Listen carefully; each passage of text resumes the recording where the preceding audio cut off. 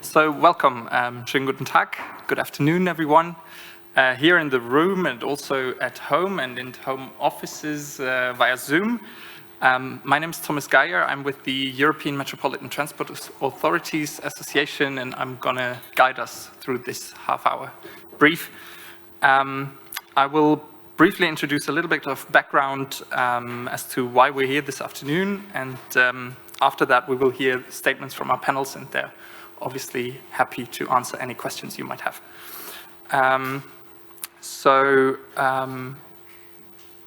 Introduction-wise, why are we here today? So it appears as if the European Commission is about to make a bit of a mistake that has been made years ago by different European countries who are actually now in the process of cleaning up the mistake. And it's a mistake that may undermine the Commission's very own Green Deal goals and objectives. So a bit to the background of public transport and why this affects us. So public transport in Europe is undisputed considered a service of general economic interest. So a service that creates such great value to our society that it is actually justified that there's some different rules that apply to that sector. These specific rules are defined in the regulation on public passenger transport services by rail and by road, often referred to as public service obligation regulations, or the PSO regulation, we'll call it like that from now on. And the PSO regulation structures and somewhat also harmonizes the European public transport sector and describes the powers that organizing public transport authorities enjoy in order to develop public transport services out of a public value perspective. It is that power of authority initiative, so the right of an authority to develop services and have them produced by a contracted operator, mainly after a competitive tender process, so for the best possible market price, that allows public transport in Europe to not only serve existing passengers, but also provide more services, higher service quality, wider geographic coverage, and better integration at a lower and cheaper cost.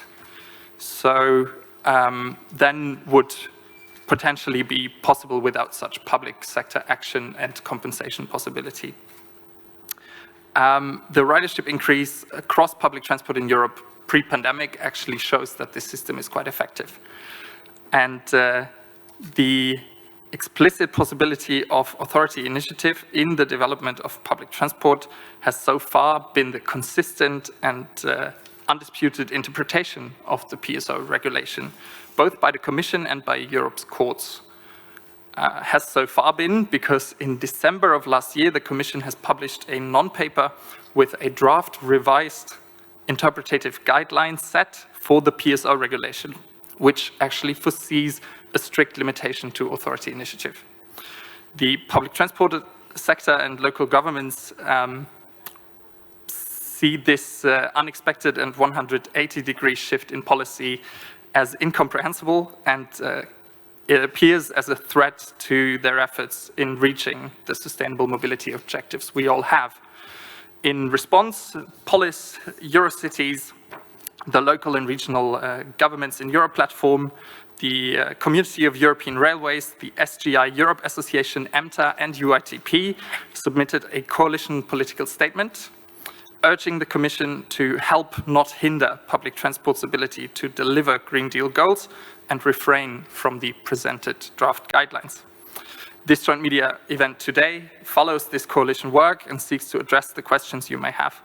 So without further ado, I'm handing over to the panel, starting with Karen van Clausen, Secretary General of Polis, the network of European cities and regions collaborating for transport innovation, followed by Mohamed Mesghani, the Secretary General of Uitp, the International Association for Public Transport, and then concluding with Alexandre Santa-Creu, Secretary General of Emta, the Association of European Metropolitan Transport Authorities.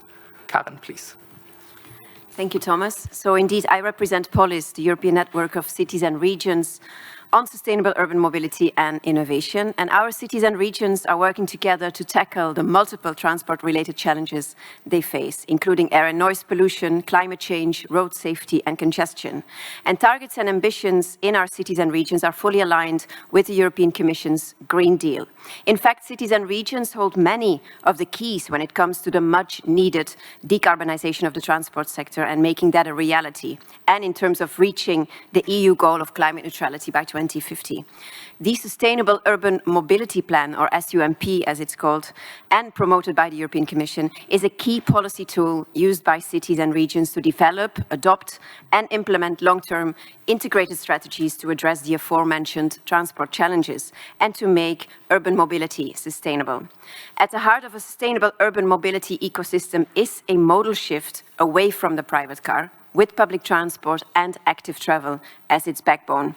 We understand, however, that local and regional authorities cannot reach these ambitions on their own, and they not only need to be empowered by other levels of government, national and European, but also need to engage in partnerships with the private sector, including new mobility service providers. In order to align the stakeholders that co-create our urban mobility systems, we are strong advocates of public sector oversight of urban mobility services. Commercial mobility service operators require good regulatory frameworks that align these innovations with policy goals rather than undermine those goals, and maximize the opportunities offered by these services while mitigating negative externalities.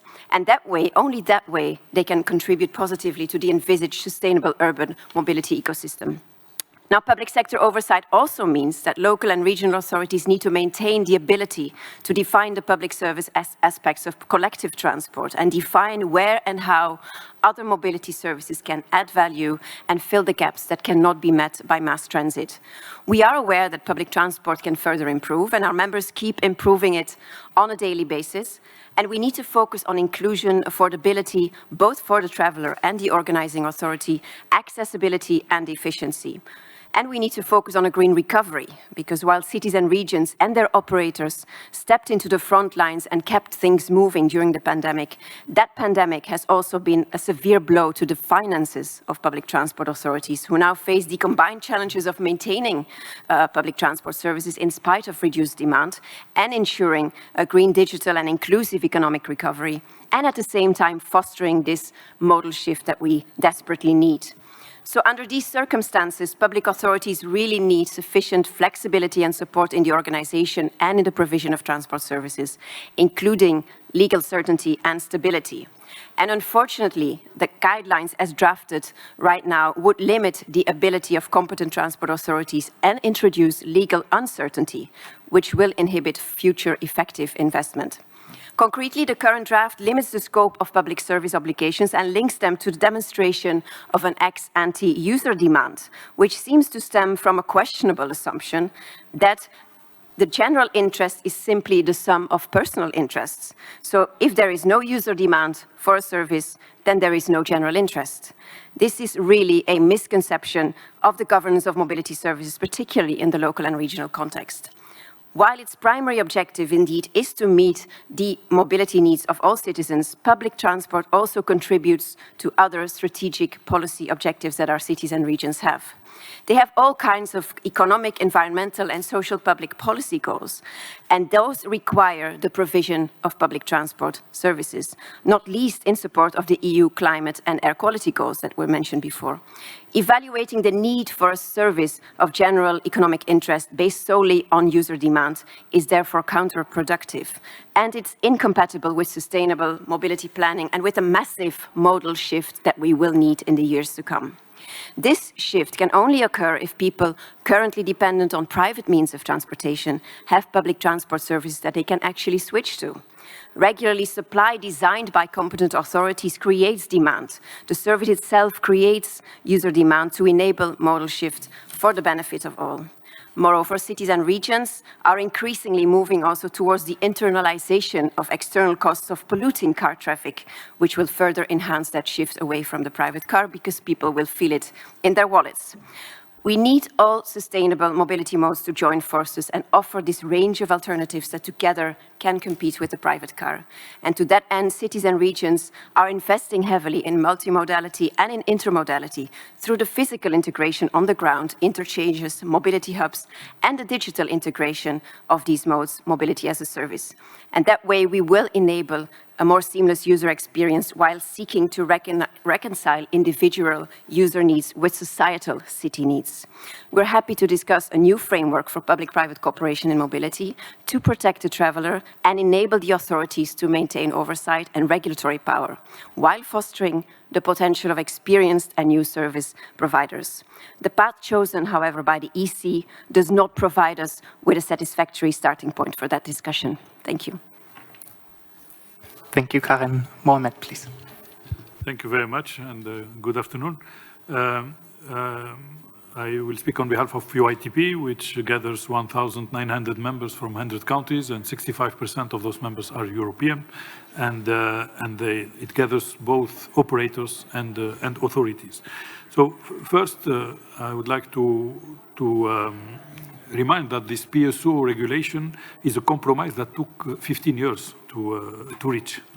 And we consider it's a balance between European, national, and local interests. It was fragile compromise at the time of its approval, but it has now proven itself to be a very solid foundation for the organization of public transport across the EU. And we consider that it reflects the complementarity between commercial and public services, and this is at the heart of the regulation, and this is why this regulation, this PSO regulation is a good compromise, and it's a balanced compromise.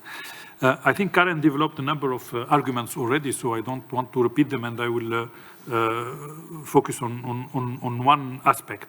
But first, I would like to say that this Commission proposal has to be seen also in the context of the EU's imperative to become climate neutral by 2050. We cannot disconnect the work on this PSO and the guidelines for revising this PSO from the commitment we have to be carbon neutral by 2050, and also it means by reducing the transport emissions by 90%. So the important aspect I would like to focus on is the network dimension, or the integration, having an integrated network of public transport, and public transport in a wider meaning, not just mass transit, but also the integration with on-demand and new mobility services. So and what is questionable in the approach of the Commission is that they refer to examples, and especially to a ruling of it's called the SNCM ruling, coming from the maritime sector. And we all know that in the maritime sector, there is no network. The lines are, it's when you take as example the line between Marseille and the Corsica island, there is no network there. You focus on one line, and this is not applicable in public transport. Public transport is not about moving only from A to B. I mean, it's about offering this network effect to the users, and this revised guidelines, or the draft revised guidelines, don't consider this. They don't put themselves in the position of the user. They approach it in a very, let's say, theoretical manner. So, as I said, in urban transport, the user don't consider one line. They have a network at their disposal, and they expect this network to be integrated and to be easy to use and easy to travel on. This overall integrated set of services is operated under public service obligations, and in general it combines two offers, designed on the basis of several criteria, of course, and primarily on the capacity of the various options and of vehicles and infrastructure. These two offers are the backbone, which is in general in large cities rail-based backbone, and then the road-based services that complement these backbones by buses or other shared modes.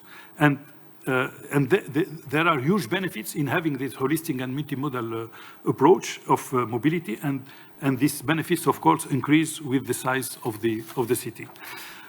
And this is the point I wanted to focus on. This lack of attention of the network effect of mobility is evident in the examples, as I mentioned, that the Commission is referring to in order to illustrate public service obligations. So this is really out of the scope of public transport, those examples.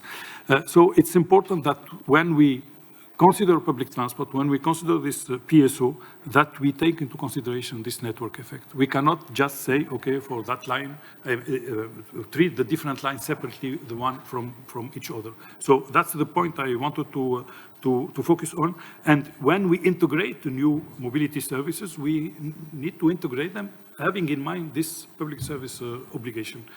So that's the point I wanted to focus on. And if there are questions later on, I can come back on other aspects. Thank you.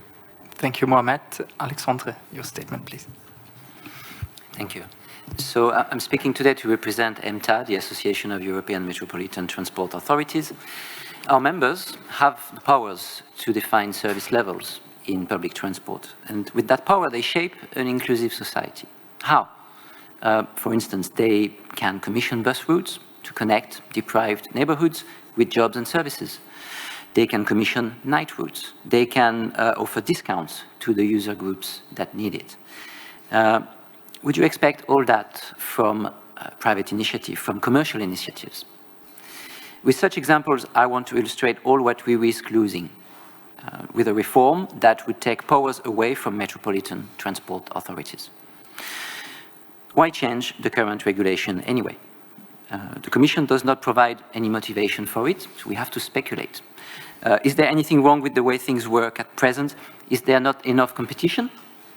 The members of our association tell us that competitive tendering is a solution that works. It helps procure services at a fair price to the fare payers and the taxpayers. So there is already competition through tendering. That competition is organized as opposed to the wild kind of competition that we fear we could see for customers in our busy streets. So if competition is not a problem, our public subsidy is a problem. Why should taxpayers subsidize public transport? First, because economists have worked it all out.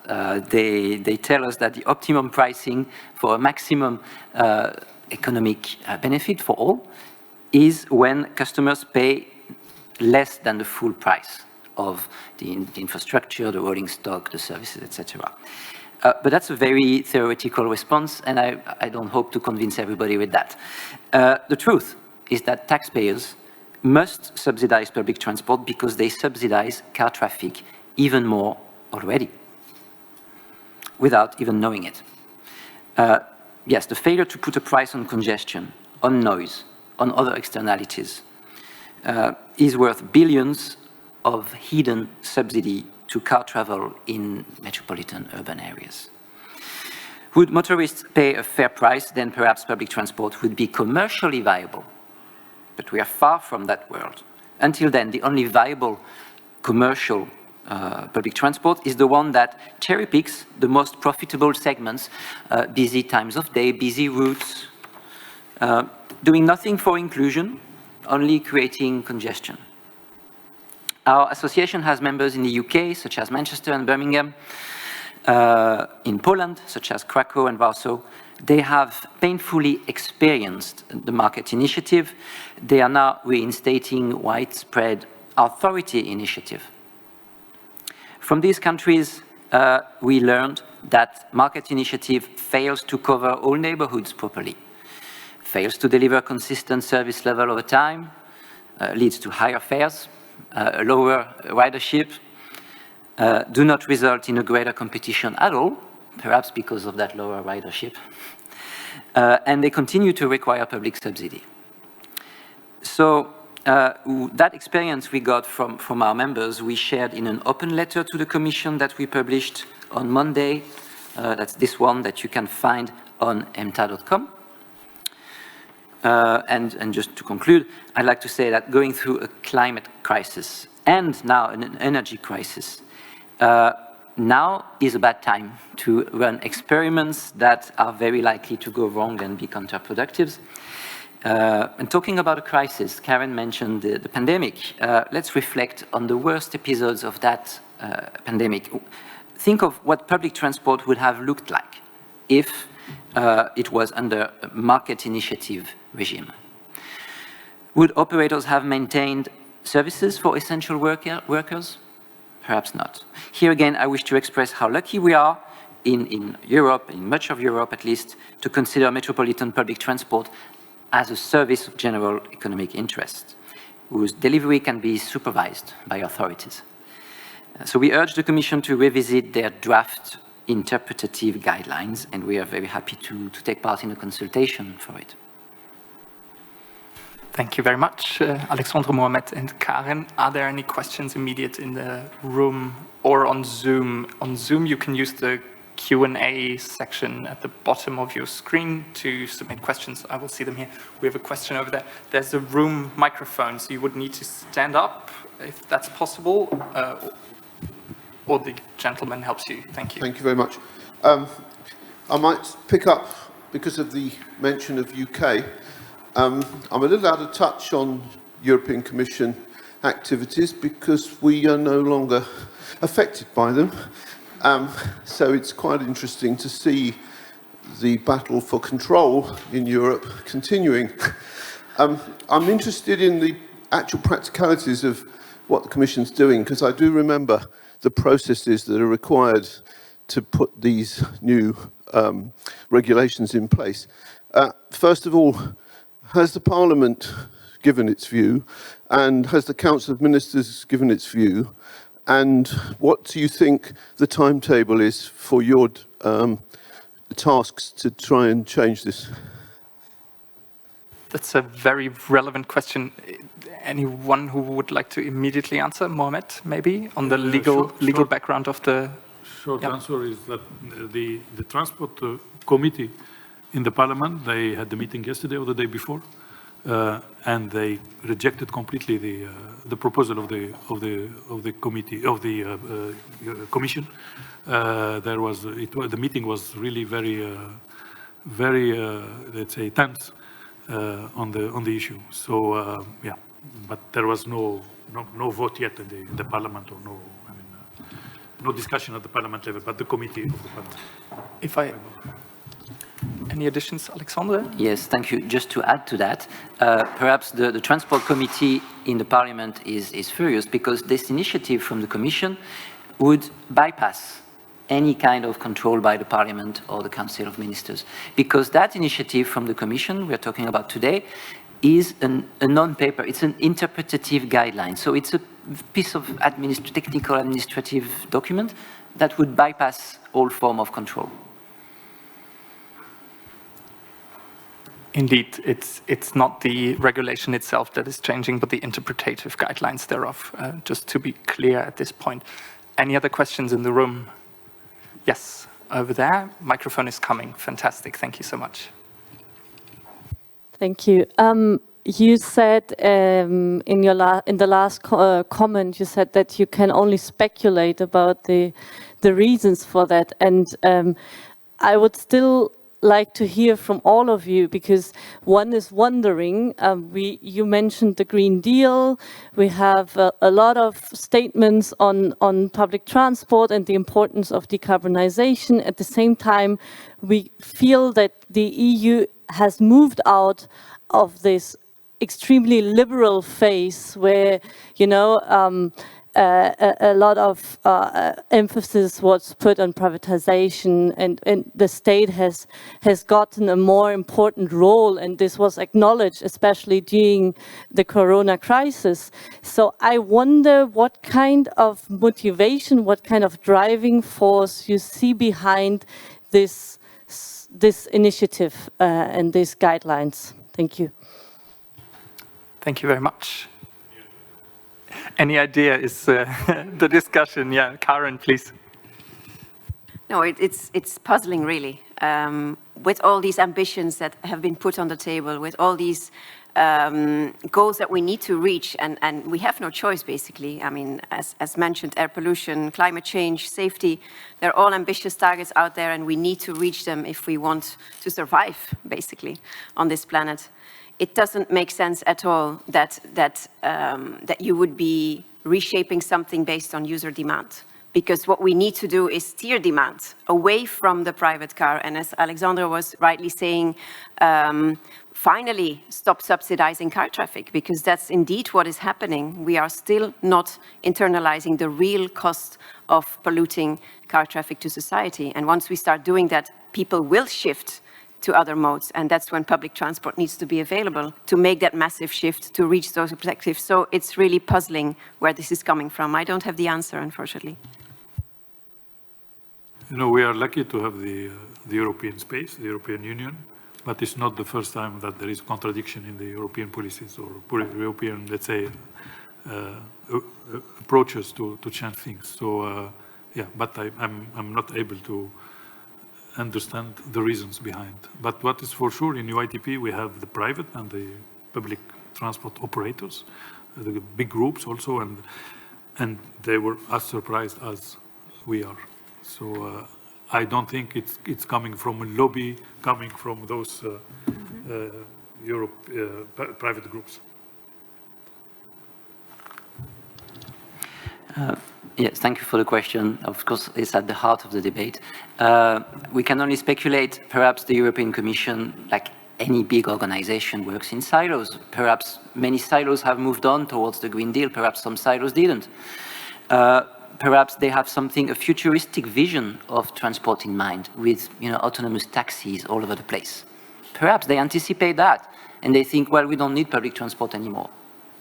But even in that futuristic world, the ITF ran many simulations of that, of the autonomous taxis in Lisbon and many other cities. And the ITF simulations have demonstrated that under a commercial initiative, if you have, say, 5 operators running autonomous taxis and minivans in your city, then you don't have many benefits. You have a lot of congestion. That's what you have. The benefits you have are when there is only one fleet. So perhaps, again, the power of a transport authority here is legitimate. And they would be able to tender such a fleet. Okay, so our time is nearly up, but I believe if there is another pressing question, we could certainly address that. There is actually 2. Let's try to go for both. Yeah, well, microphone is coming to you, Philippe. Very quickly to Mohammed, a question about the 35% of your membership that is not in Europe. How do they view the PSO framework in Europe? Is that seen as a model? And is it something that they might comprehend that Europe would move away from? Thank you for the question, because most of them Mohammed, your microphone is for the users at home. Thank you for the question, and most of them are jealous of the PSO and of the European way of dealing with public transport, and they try to copy it, or at least to be inspired by it. And you know that in many countries they even decided to move from a net cost contract to a gross cost contract, and to be closer to the PSO way of managing public transport. So no, it's a tool that is copied, I would say, by other regions. Though I must recognize also that in some regions there is no such, let's say, a PSO type of framework, and and public transport has to operate without any compensation of the public service. But if I take, for example, in some Asian cities, but we know that in Hong Kong or in Japan, they get 30 or 35% of the revenues from non-transport activities, and that's the way they found to compensate the loss, if there is any loss in public transport. Just really fast, you actually asked the question I was wondering, but it just seems so backwards because, you know, like 100 years ago, you had this consolidation of like the various New York City subway lines in London, and where I come from, Toronto, it was a bunch of different companies that got consolidated, and that it's a mystery that where it comes from is it feels slightly sinister. Like are there lobbyists at work in the background, or? Well, and I'm kind of asking in the context because this is not a conversation that's happening in Canada, but it feels like it might come, especially with Uber and Lyft and all these other things. So I'm just kind of interested in that kind of early warning signs. Any thoughts in the panel on this? It means our intelligence service is not that good. Okay, we actually have one question on the Zoom, and I'm just going to summarize it a bit because it's quite long, but with the city's mission, so decarbonizing 100 European cities till by 2030, and all of these ambitions mentioned, is there any possibility that these draft revised guidelines actually are compatible with these ambitions? Is there any connection between the two? Well, in my view, no, they're not compatible. I mean, the original idea, of course, well, but the interpretation that we're now looking at and contesting, that's really not compatible with this massive modal shift that we need with these climate ambitions. 2030 is tomorrow, really. Climate neutrality by 2030, it's highly ambitious. And we will only get there, not just by carrots, but also with sticks. And we have to keep in mind that being monomodal is way easier than being multimodal. So we'll have to push people out of that modal mode, which is unsustainable, towards multimodality, and that will require, you know, policy mechanisms that are not based on user demand, but are steering user demand. Okay. If the panel agrees with me, then I think this was a very good last point for this short intermission here this afternoon. Thank you very much for staying so long and being part of it today. Thank you to the people joining from home and home offices. And yeah, we invite you to download the Coalition Political Statement. It's on either of the three associations' websites. And also the open letter that Alexandre presented is on the Emta website, available for download. Thank you very much.